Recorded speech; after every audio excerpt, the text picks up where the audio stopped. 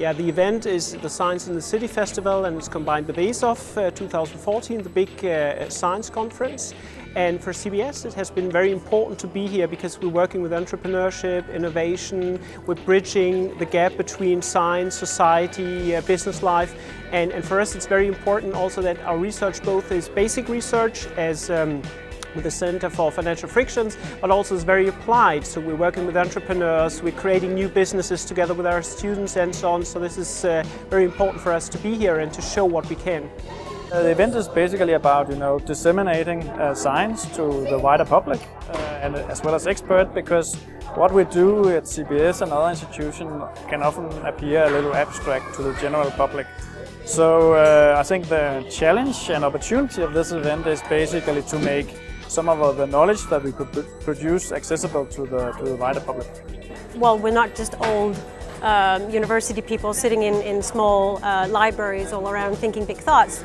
CBS uses the research to build bridge between the research and make something happen at the other end. So the problem is we're doing a lot, but it's not visible, and we're really trying to bridge that gap and to inform people about what we can do and come out to both businesses and broad society. We actually took the cue from the sustainability platform with the whole idea of upcycling.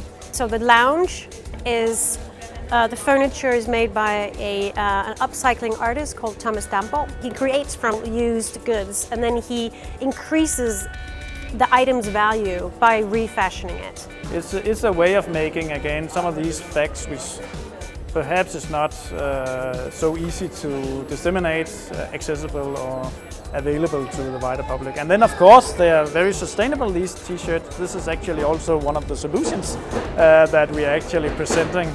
First of all, I think it's very visually appealing, so that's one thing, and very interesting with all way of sort of disseminating the problems within fashion and sustainability. We also produced these postcards, which is essentially reports.